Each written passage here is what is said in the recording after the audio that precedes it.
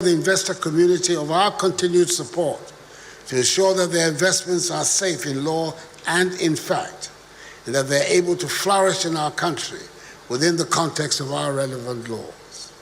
Our doors are always open for conversations on your presence in Ghana, and I hope the good, warm relations we have fostered over the years will continue to endure in the times ahead. The achievements we celebrate today make me proud and will cement the strides that we have made to position Ghana as a symbol of transformation and hope on the African continent. Let us continue to build upon this foundation. Accordingly, I officially declare the first oil of the Jubilee Southeast Project duly commissioned.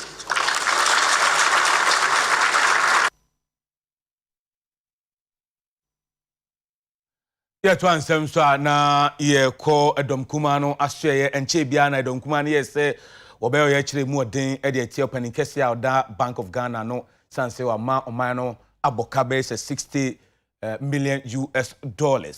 Eno nam so mo ye se ko je to mi krata Afri Ghana Police Service so Police Service che se niema ba ko mienu bi ntini wo hwe e ma o ye kire no e ma so enti okoje injunction e wo court e de atosa o ye kire no e so asem ko pie mu court ne court ekwa asetra na mo chese police nkata o de be dan o no won chese police fortune se eyo man no ene dom kuma ena anya na court chese da bi o mo kwensa kire ho Ghana Police Service ene dom kuma no ena anya na o mo nsa emra court bi na September bosu wo mi ne de toso edunwotwe ena court besan atrase na wati asem no lawyer Sami Jamfi on kasa edema NDC amanyuko no. We are making preparations for the big day, which is Tuesday's demonstration. They've invited us for a meeting, and our representatives will be meeting them this afternoon at 2 p.m.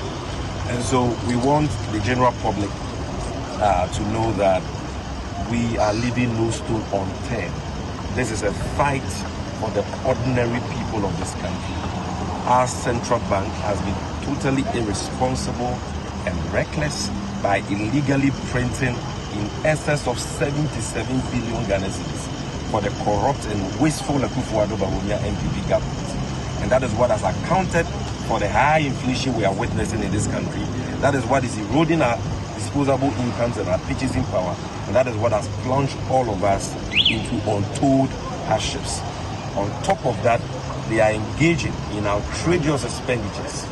You saw the amount of money they've spent on communication and other outrageous expenditures. And in the midst of this mess, having collapsed the Bank of Ghana, having plunged the bank into an unprecedented loss of 60.8 billion and a negative equity of 55 billion, they still have the effort to put up a new head office complex at a cost of almost $250 million. Now we are learning that the price is even around $300 million if you factor in the cost of the land. This is totally unacceptable. It is ill-time, it's a misplaced priority, and we cannot allow this wanton waste and abuse of the public purse to continue. So this demonstration will come on in line with the fresh notice that the police themselves have acknowledged in court. We hope to meet them and if need be, judge with them on the route and other things, but the demonstration will come on. And what's very instructive about today's proceedings is the contribution of counsel for the respondents to the development of the law relative to the power of state statutory bodies, creatures of acts of parliament, to institute actions, in their own capacity as the police sought to do and to justify. Counsel for the respondent lawyer Jubilee argued, and today the court has agreed with him that unlike constitutional bodies like the Electoral Commission, SHRAG, and so on, the Ghana Police Service is a statutory body and not a constitutional body, and therefore cannot be bringing actions in court in their own names and so on and so forth. So this is a very important contribution to the development of the law. It's a very landmark ruling that for us students of the law, we're very much interested in. And so commendation to our lawyers, commendation to the Minority Caucus, commendation to Arise Ghana and all the civil society organizations and progressive forces who are joining us in this struggle. This is not a fight for the NDC, this is not a fight for the Minority Caucus. It's a fight for the ordinary Ghanaian, because the recklessness of the governor, his deputies and the board of directors of the Bank of Ghana is what has plunged all of us into the excruciating hardships we currently find ourselves in. And that is why we must speak up, rise up on Tuesday, the 12th of September, to demand accountability from them. The governor must go, his deputies must go, and the board of directors must go. And when we are through with that, the key masterminds and architects of this mess, who are in charge of the management of this economy, I'm talking about the chairman of the economic management team, Alhaji Dr. Bawumia, the finance minister, Ken Uforiata, must also be held accountable. And the fangwa nyankopon wado mo yenya ewo Jubilee South East na omampenye kufuado akobia no woko no wone wosoafo hwe ahoodene aso no nyamfo opoku prempe na ekoya wono ekasa edi to dwachire mu ss fangwa dwumedi omo ehyaase 2021 munti afe na mfinhye mienu achi no empenifo ahyaase ombabetu we eya asamda eye Ghana yenya kase japade ebeboa ye ame ye fa ho senka isikasem apagya edi anije ne yedie bebre ye nyina. I have looked forward to this day since I got to the ministry, since it was announced by Tallow and Partners that the Jubilee South East project, and it's really a project, was on course to produce additional oil, 30,000 barrels per day, to bring production in the greater Jubilee field to over 100,000 barrels per day. We hope that we will get time to discuss the decisions taken by His Excellency the President to allow near fields to be developed in the production area that has resulted in this. But sustained discussions, which started in 2017 between the Ministry of Energy, GMPC, and the Jubilee partners, eventually led to the approval of the Greater Jubilee Field Development Plan. One thing was certain in all the engagements back then, that the Jubilee Field was going to be an investment that will surely lead to increased production in the mature field and pave way to immense value and benefits for this country. The celebration today teaches us that we have to look at our whole regulatory aspects of our oil industry and to apply the necessary smart leadership to ensure the fields that are within a production area are developed for the benefit of Ghanaians and, for that matter, the partners in the field. I thank His Excellency the President for the support and encouragement he has given to the ministry to push on and get it done eventually. It's not been easy, but it is a testament to his unyielding commitment to the development and progress of this country. It's really important that all those stakeholders continue to support the development of Ghana's oil and gas resources. The execution of Jubilee South East projects represents a clear pathway to ensuring that all our stakeholders can embrace and benefit from consistent rewards from these operations. So reaching this first oil milestone on the JSC project and increasing the gross production to 100,000 barrels per day speaks very much to the collective, very strong oversight and determination to elevate the success of the field, to enhance our relevance and the leading operator in the country. So congratulations really to the team. I think they deserve a round of applause. Avianko Senior High School sahodo ewo omemeno kase wasin so henu guso koso na wae womo ne hwe ema wasin so henu etimi koso wachese ebra exams no koso no womo so atiku bi a womko school sahodo nom kotete nkwanchen nom hwe de koso na de womo hu ni se wasin so henu afi apo school for bapo schools ahodo na nkasa de omho agimu bi teacher for de omho agimu bi empo omo hwe exams no so invigilators wonya de omho agimu bi no chese safo nyina ohu omo a enche asotwe mu oden or de bema mo kasama for de ma wae Ura John K. Kapi one in center for Kasai. Osanabu sumi etwa mu ena edusuafo wa since of no churo bi no wo de ehyehyɛ so na wo kyerɛ mu sɛ schools dodo na no na wayɛ mfonso wona wo hwɛ edusuafo no so no ebi akɔto mmara ema mpenifo aso mu supervisors akyerɛkyerɛfo nipa dodo na ade wayɛ mfonso a mpenifo nsa aso wɔ mpachi na opanyina wɔkasa ɛde ma wayɛ kadwuma ekuo no owura John K. Kapi ɛkyerɛkyerɛ mu sɛ wona wɔn nsa so mu nyinaa no ɔdɔm bɛfa mmara kwan so ɛyɛ foreign material and asɛ papers textbooks and notes and Klanankasa aya obodeko examination halls no ya chenkrofo bebre na ebi kura won nti ajeje bebre ya take your statements so nti ye ba behwe mu na se merit bia ewo mu a na ya twe mu aso de etoso mienu supervisors and vigilators ni bi de wo phones etwa mfoni they take pictures of the question papers schools are ya hu sa o maye we no Lawrence SHS Wosunyan, Mountain High Senior High School, Aguna Ashanti, and Edugen Free Senior High School, so Aguna Ashanti. Nti any schools are so far yet to me a tracy snapshots are who our social media no ako wamoho. The toso also any mobile phones, mobile phones are a crowd be a crabby. And Colano Dodona, the big examination halls. Now, O2 Memorial, it will be BNE. Yen Crawford no call na Dodo Bay 86. I can't say that one in true, please.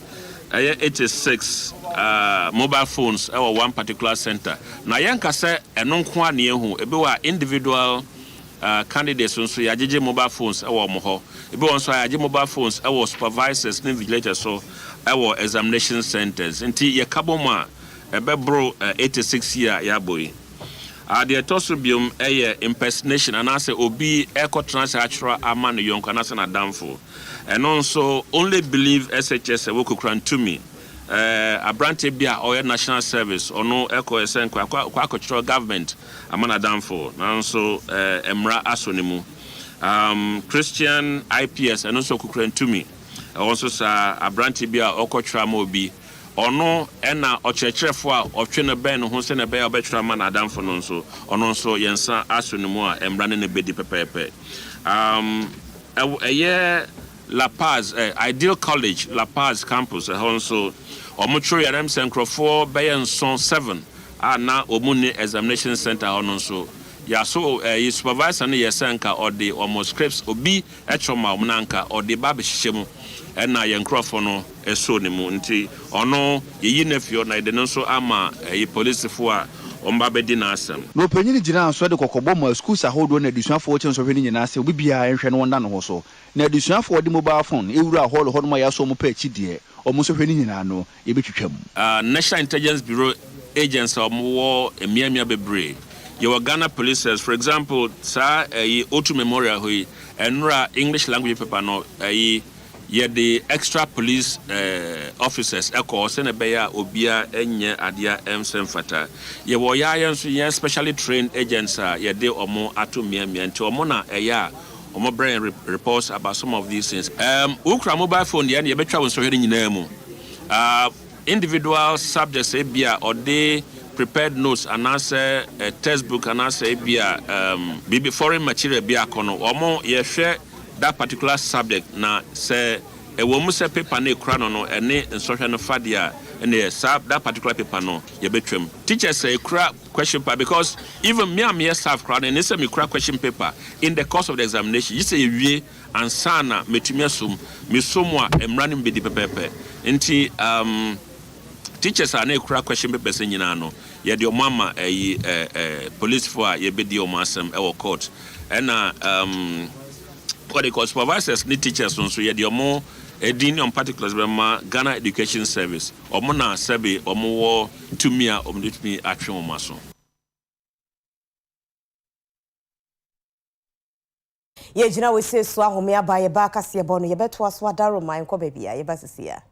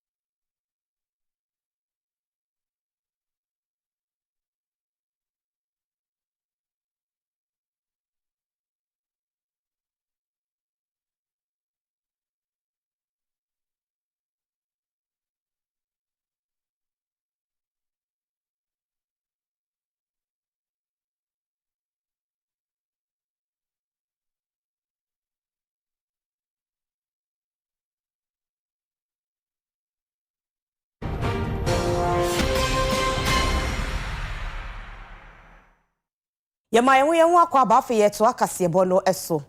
Na yema munya ntie se eye St Paul Anglican Basic School a eno wanchi jensusu a eno bro mantem mu no. Enkoda no ye hye wo mo emo mo bodue sa so chechire ni bi phone ayera. Na de aba beto dwa foforo mu ne se Ghana Education Service for call ma wofo ni bi ayam hye aba bejo mo so ye kone ye ne awofo ni mu ba ko adi enkomo. Mpacho maadwe na. Pacho ye na. Apomwe Pacho adum. Oba no ne hote sei na busuan so mo gi nsem sei. Pacho nyame adum, oba de adum ye moye. Pacho ndra mi to school ho me koyo nso mo aso issue. Bande a ukonu ba akoko ho and then what ye say omo dani bia bo no no ko no. Omo pa mo no. No. And not stand by it. You fear not them say for Honda and maybe the man of bra. Yen hwe se akeka kobe na wotwe na asemi esiye. Enti asem siye na wotwe ne edi omo so madane asenka mujaide ema chechefo no mo hwetu wana monti. Musa ko obi mu ye. Ne wo mu ni se ya wo ko ne yansu esuma yemba. Teacher ni di nkosua no. Emma nkola no one by one. Se obi anka. Obi ambodua. Enti se Daniel bi ba mu a ko fe nkola no na omo Daniel biabo no. Enti se asa omo Daniel a yesu ye ma no. Ye nim sa omo ki Daniel no fai. Na enkra no mo class wo mo dodo ye be sei. Kisa mi bisa me ba no. Okay. Enti se omuka so mo adane a na se nkura ni nyina mra na awofo ni nyina so ese mukokodi akire anasa awofo ni kwan se mukobi. Nte wo so mo friend kola na frɛ awofo. Na oba no bisa no si oba no bisa no si ensuo be no frɛ ye. Ono to wantumi ambo nsuo bi adi onim ye nti ambo nsuo bi adi okita nkosua ne saa tita ni ne so onkasa nti tem o ba be bie na no no se nurse na o de man pa foto nti oba ne de oba no ye be man na so oba pacho oba wanya mfie sei pacho 12 years dumienu 12 years. Se ono de nka wa modua ni bidi anka ni kwan sa wo de nka wo yam hyehye wana. Nyina ya awofo bibi atumisi. Yenya ne tie se akyerɛkyerɛfo ni bi no ebo mo awofo ni bi ntrene. No kora be ne wom. Madam na ono oben school mu ho. Onne eji awofo no number ewo nkola no ho nti teachers for no sa den ti no yes anti no omon pese like omon pese ya awofo no ye be tie kura se bibi koso enti asem se sister no da danger pa sister no sister no wife pacho no was school more side yes to side.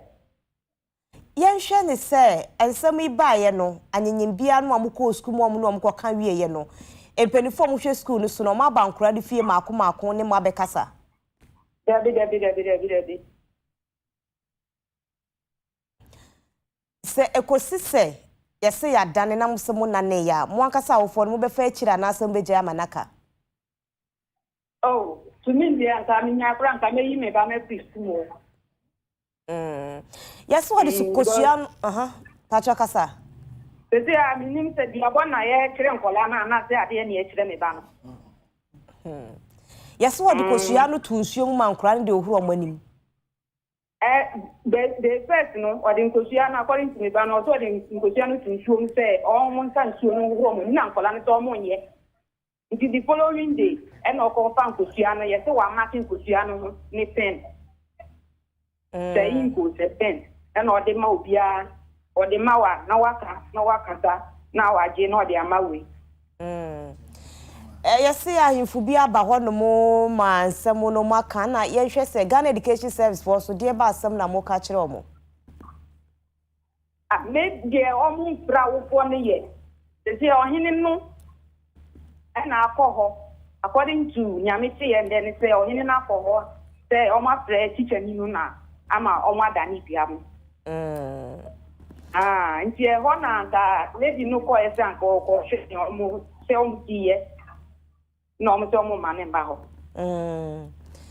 Na Ghana penifo hwe school so no de ba asem na obeka kire wo mo wo sansem we see ho was almost sorry was some no ba e say the nyama di sa di abra emboaye there was almost sorry was some no say so ma what ye so ya dan bia na asa nyama say tia ndo hu na ye adwuma kitin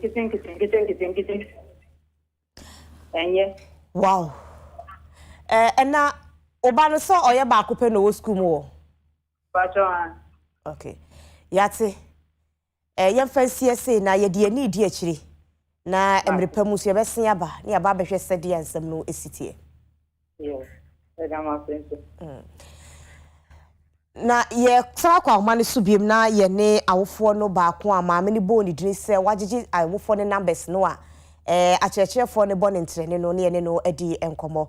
Ena bibi nti epese obebo wudini madwoe miao school mu wonu mo nsensem no a ekoso no de ebe pa na wunim efa ho Pacho me mama Jubilee de minim fa ho kakra ne se master no eye se nkura no afa no phone ti omommodua no mo fa nsan obuti so mo fa phone na ema se nkura bia nsem akra bia nka botuma wudi meeting nti wo ka obotuma wudi ma na de assign wo asem e tese Monday no Monday no pa nkra no ko school na class ni dey okay na entie yenya ne se wo frefre awofo no se yesi adane dua no achechefo ne bo wontrene e de be nsem ne nsem o maka kire wonti a akwakoye ntrene bo ama oyem hihyi wi in the first place no omo ka kire me se me ma no o me tan o mani Madam ba ko so kwa ka semtin ba nyimi mana mfiri wa na me hunu ye o de beye me mma no na bi nim ye to mbe siu me kora so master ba ko siu be siu no na o ma no mo ye se na wo school mo e ba cho me ma ye 4 no mo nya mfie se o mo nyina wo one class o mbo dua ni bi 2 no one class na other 2 no different classes 2 no yes enti oba no yesi obeyi na free school mu wono mo ni sensem na ye no kre be ba cho ai no kre madam ba ko o se se obe mo ayi ni ma na di free school mo ena yesu ko school mo so ye bo tutuo ne ye de praye pra wachi free school mo enya fam ketwa o mo bo bi tutuo bia di matema teachers no ne community no ye bia ni o ka papa mame bia di matempe manya die wo boni a waye ne de hini ewum na waye nti a omubo ututu omo chese me assembly ye no na senka me kobo yifo amanye eni senka ni media for no mo ha ti o ma sote atmesu me ni mo hwe at once o mo ma men kama sem kura no asema no mo di na ede no mu se ye wa e pa cho me enye no preso ta ena yesi ahimfo ni bi nso akọ ma se sedua ne yesi o ma dane eye no kre me pa cho aye no kre e ti o mo dane ne sen mi tu ho no de no ma dane dua na wi o mo na wo baro bisa no se nsuo be ni nsuo be no o mo frɛ ye de bodua no the banner de ko okwantoa o se wono antoa no kai oba no frɛ antoa ba ko frɛ antoa no mi ni nya ne frɛ antoa no aso ba ko se wo frɛ o se no ana second one so say antoa enkuno antoa ne pode so afanya ma na so kora nyehu antoa de yekuro okay yenhwe sede sitie sede ensem sikakọ na enkoda omanya mfie beye edu ekodumienu so ya ma omabodua ede be na Ghana Education Service perform hwe nwomasua so no wo ka twa mo so mo beye fi sede asi menya sure say won ko abi esisi wo baabi bebra emeto dwama ye hu ye o mama awofo no ya bobu kete ye de ke nta mo chiro ntre papa na sabe ya boya aba bi bo mi de na mi say nkra no bi nya impact bi wo mo so a emboa wo ye de impact ebe say nkra na na high education ya awofo because we you ba no fi wo nkra na impact na de wo impact wo ba no mo azi and one am e supposed to be ya ye na mo yen hwe ye kasa phone ben potipa naira ye namafo phone ya basu ya na se tete phone ya yenim ya bia bacho pe de yes obu che say itel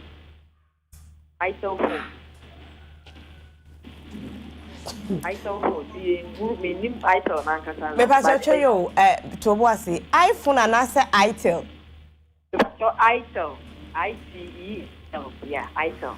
Okay. Oto yen che wa hu. Bacho bi nim phone na nkasa di. Wo de wani ehu phone no.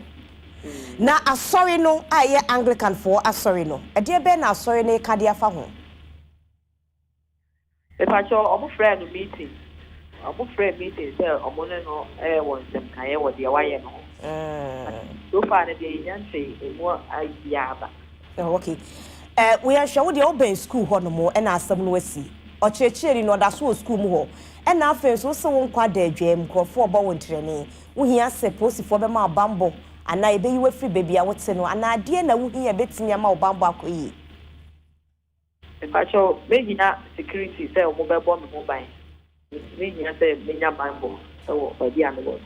Esa say so go buti ye no odi de be ye o threaten na do. Akromu ni nyina. Oh, community ni dia fa dia threaten.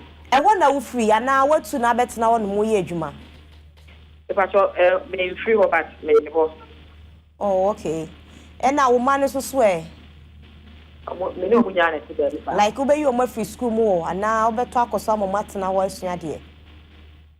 Me be na no na me you mo free mo. Ese nkura ni ko school ana mo ofie. Pacho mo treasure. Oh, okay. Mo treasure bin ti be o ko school. I tell na ira no anyem bia ne bo no yesen ana untimi nkyere bo no. Pacho de me ni mo I phone mo kakra ne say. I tell akosra bi 1,000 Ghana. Akosra de me ni e wa I tell mo kakra hono. It is a double 1,000 Ghana. It's Ghana Education Service for your day for home CCA. If I show a code of conduct now, I will not punishment here will be there with the animal farmer. And I will for the energy. Chile Nino, opesi a yini free one man as one cosson town, not and yet and sacray being farmer for. And the Mijama Jesus.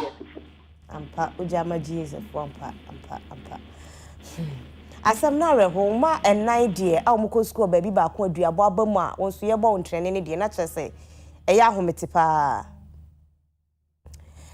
yada ase fancy ese na emrepam no ye besan aba won che biem ye ne awofo ne bi ene di nkomo na awofo no eye won omoma Eco School St. Paul Anglican School eno ewo eye wanchi jensusu eno no wobro mantem ni mu ye kyerese o kyerekye ni ba ko se ne phone ayira ena enkoda no wama omo adi kosua abodua enti ye de behye won nsem wa no wabodin na ensua wunim ebia eyi patanye ya na wafre semena mefa ya na wo de aka entam ena akoso ama enei ababaye nsensen bebre ocheche ne etwa to podi wose Eco School mo no ya bo ne tutu ahuru no a asefma phone so no eye itel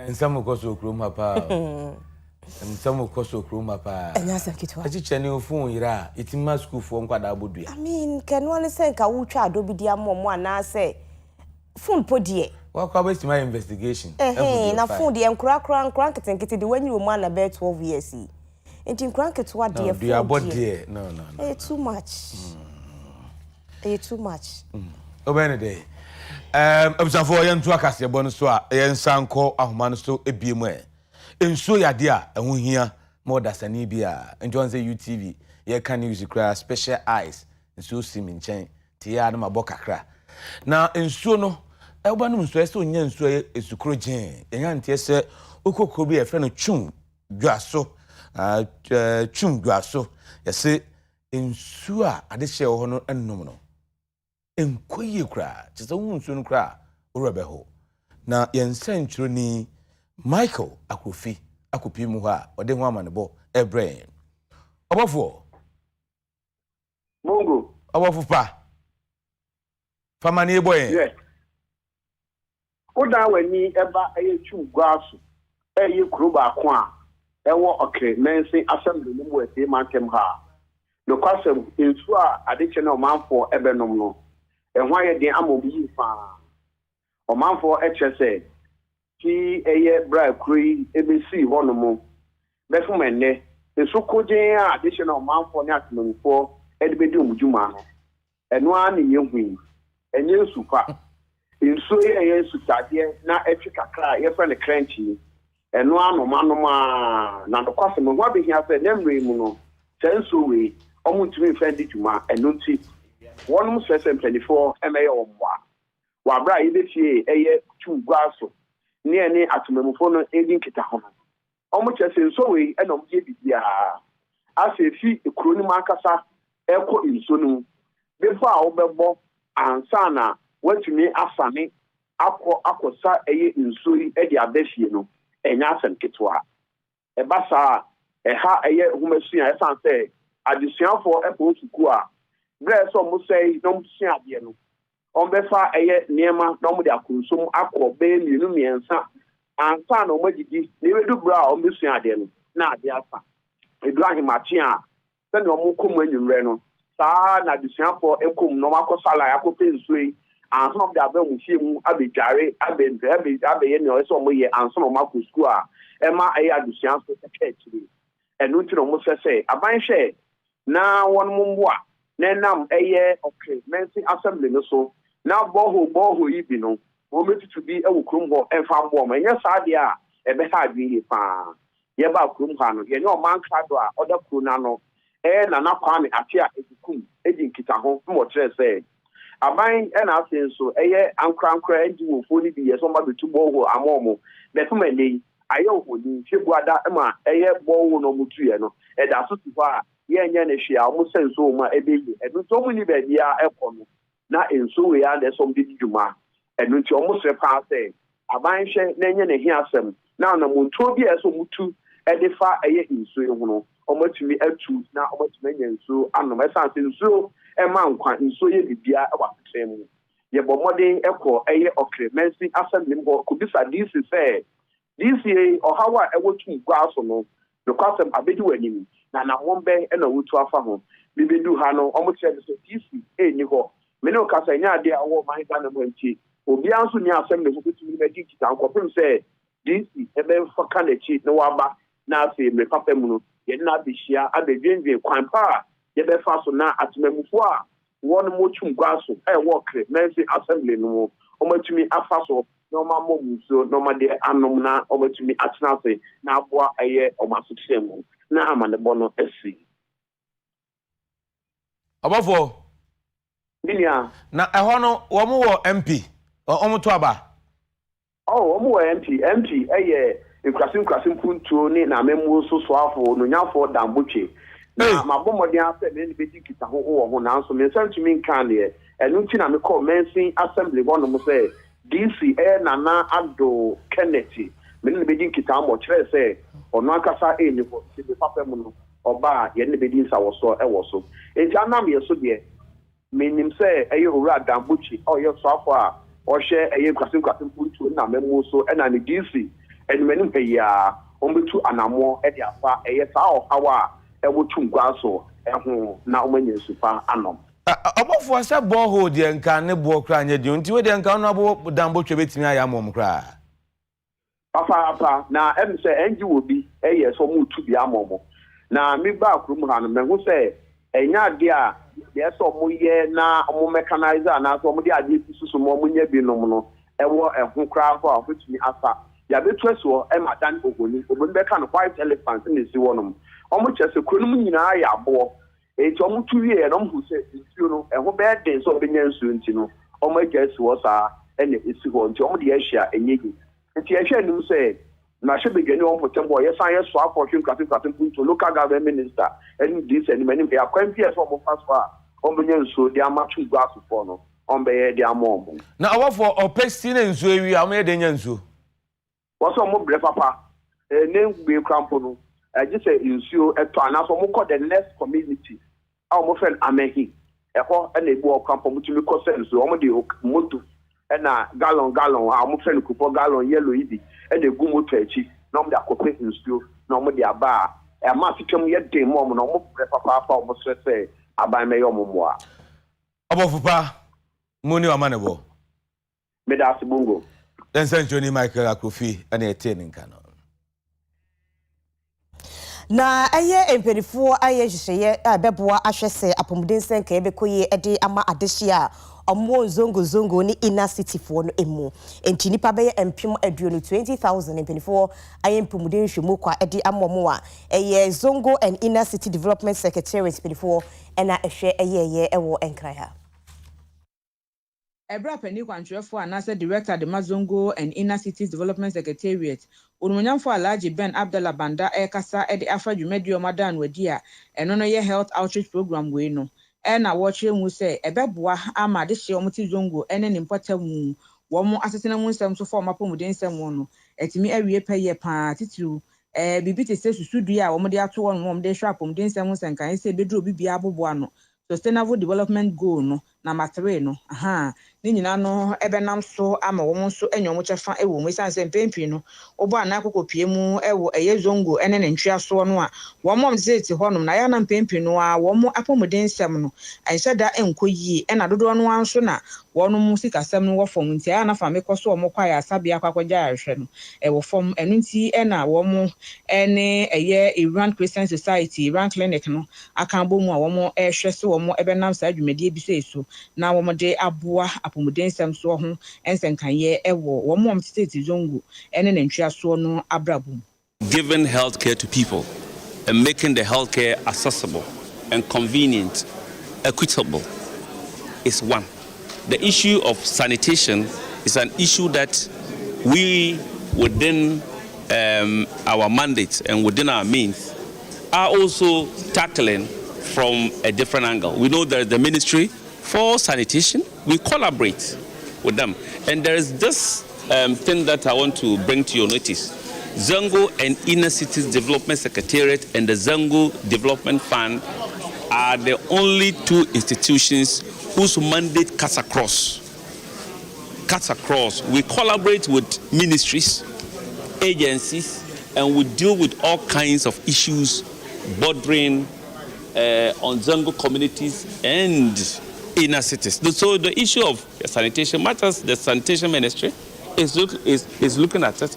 There are certain things that we can do, but up to a point, we need to collaborate with them so that the issue of sanitation can be comprehensively taken and dealt with decisively once and for all. Whole Development Fund, having brought this opportunity of the Iranian clinic to benefit the people living in the Zongo community, excites me.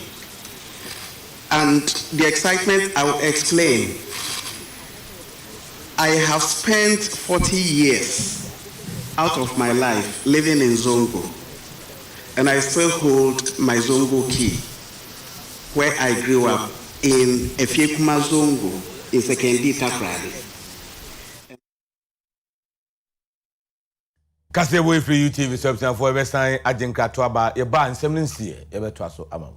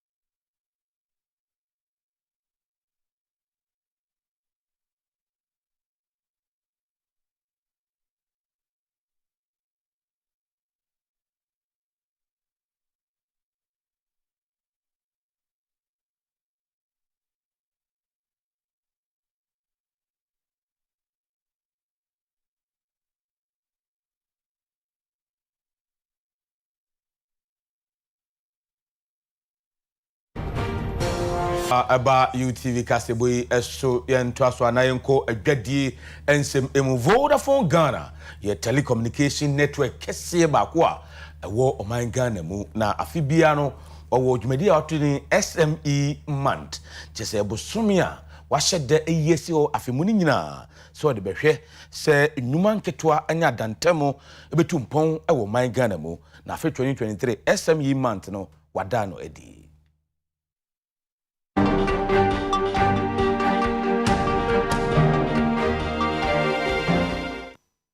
Vodafone Ghana haye telecommunication network adwumayeko a se wo pe internet anase network mu da ho na ekọ akire na efo a Vodafone na obehia na adwumayeko ya fibia mo do obeyi bosome ba kon ediesi honum a SME man wode ebehye ho fa fi wapa ho entoma na botaye ta SME man ti achi nyina ne se enwuma nketoa enwuma dentemu na enwuma kese no Vodafone Ghana so obeta wo na chi na aboa ema odwumadie no atumi afa ne ntoma pa ede afira Maame Tawa Bolarin eye penyini edema Vodafone Ghana adwumayeko ne fa ye friend Enterprise Business Unit and Wholesale Maame kasa yi mu na wo chim sa feedie no wode ntete ba be magana fododo na eno achi nsusu no kwan abefo ntinta internet ya website no ye no obekere Ghana fo bi na enkonkoba se waso nnwuma nketo akese ne dentemu asen awie wotima ye woni ama awie no afina ne to na kwakwa bibi ho wochim se wotimi ye website no a ene Ghana ye niema dodo na ye betimi de akọ internet ne so abọ ho dawuru ma wiase nyina ahunu bi na abọ ma dwadi nso no afa ne ntoma pa edi afira na wochire mu se customers woni Vodafone ye adwuma so no obabe bododo na baso enya discount dodo na no na customers binya mobile phone so bechebi amanfo so benya kwanya mu nnwuma wa register mo mokwa na afin so customers dodo na no data yi 2.5 gigabyte obenya no kwa busumi bia mu ebibeba saa afi ochirechire mu sei. We have the devices that we've just launched, which means that for people who don't have smart devices, 4G plus devices, you can move into any one of our stores and you can get devices and pay over time in installments. In addition to that, those devices will also give you 2.5 GB worth of data every single month. We have thought leadership, a lot of information, educational materials, everything that you can use to grow your businesses. We're putting together online resources, insights from a lot of us experts around what you can do. And I'm basically inviting everybody all through the month of September to look out on our social media channels for everything you need to know about how you can grow and how you can expand your business. We have our SME conference. That SME conference is coming up in September. We're bringing industry experts together to talk to our businesses about how they can innovate, how they can expand, and how they can comply to grow. Ora Alfredi Son Niza, where you penina koko piemu Vodafone Ghana adwumayeko no ma ne fa friend SME no wadano. Onso kasai di to just Vodafone Ghana paying for the 4G plus abai beboa ama internet dwumadie no akomirika pa. How 4G plus upgrade of 4G na ye wono. Na 4G ni nyina ye speed obetumi dia downloading nyina ma. Nti ye de plus aka na just speed no ekonenim. Nti bia na wo location bi na first all download there check akra ansa na obetumi download. You person hwe video bi check akra. But you see, no 4G plus no ebema will download and I say we internet experience no akwa kan pa. Averagely, o call you so person your website ma business when to acquire be 3,000, 4,000, 5,000. Now we know ye dey can your product here friend one business you. Utia price no is ranging around starting from 400 Ghana. Utia be 400 Ghana ya. Unya broadband, unya mobile lines, usenya website free. Upesa unya more lines but ya kakra aka ho nte bia o staff of maybe 5 and above utua kakra ka ho a na ya ma osa product me nse nyina obi me bisa se na bia me obi bia me ni your friend is saying broadband e area ho a me den sankrofo no ye be mom router no betumi e use wo office na wo dia ye wedwuma data e wo a broadband no so se bia those now to me use nyina obetumi move bi akọ mobile lines no so ama o staff no na omo use nti wo hwe mu a we ade a aba marketer ebe boa your customers ye papa. Vodafone, further together. Kasiebono esi asida ekodi amaya Yellows Clothing on the share matter. The other friend was 0555 242111 0555 242111. Midin di ekia ajiwa akodi emene. David Ofori Safo yeso si yedemoko NLA onabo Samuel Kuaswe ene fiada Friday bonanza, and my bunyina, yet it was